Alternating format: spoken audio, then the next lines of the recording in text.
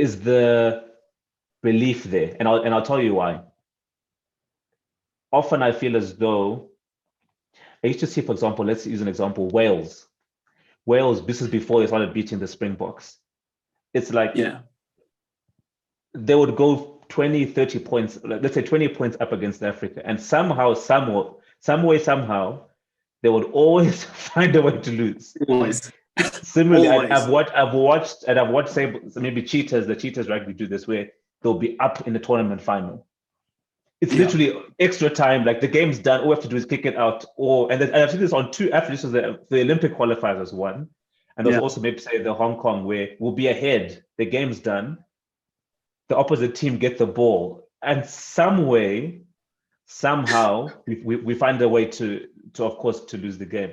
And that's not to say because guys are incompetent, but I think the question I have to me is to say sometimes, like, when you don't like believe something is for you, you'll find a way to sabotage it, whether that's in the preparation, whether that's during the game, if that makes sense. So I guess for me the question becomes like, is the belief there, one, and what, and at least conversations around that idea being had at this point in the quest for World Cup qualification?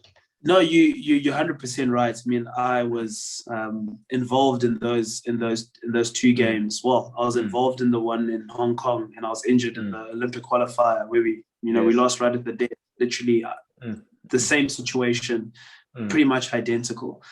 And just to answer your question, I think the belief is definitely there.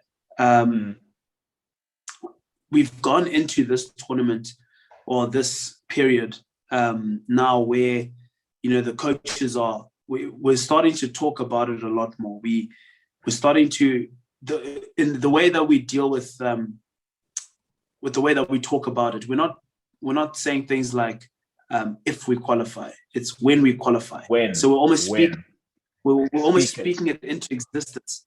Sure. Every single time we're in a team meeting, every single time we're on the field, we're training as though we're playing against a Namibia or a Kenya in a final of the World Cup, of the Africa Cup qualifiers.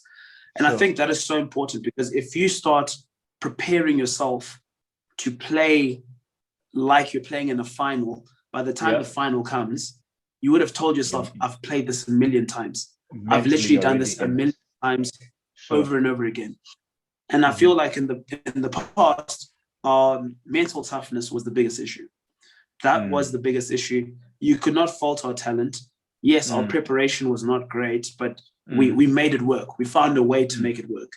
But the last 10 minutes, the last 5 minutes is what let us down. And that, I believe, that comes down to your mental toughness and how tough you are mentally to get through that period. Because like you said, sometimes we'd be in the lead and we're like, you're so shocked. You're like, how is this actually happening? Like, what? We're not meant to be in the lead. Then you find a way to like sabotage. Yeah. You almost bring yourself down because you're like, listen, this is not meant to happen. And then you find that, I guess, other teams like feed off that, and they kind of realize, okay, these guys actually don't back themselves. Then they just start hitting us and hitting us and hitting us before you know we've lost. So I think the difference between then and now is just how we are approaching things and how we're almost speaking it into existence every single time. The conversations that we're starting to have. It's when we qualify, when we play in a final. Whereas in the past it was, if we make it, or maybe when we make it. There's that, So now it's like everyone is saying we are going to be there, and we're speaking it into existence every single time.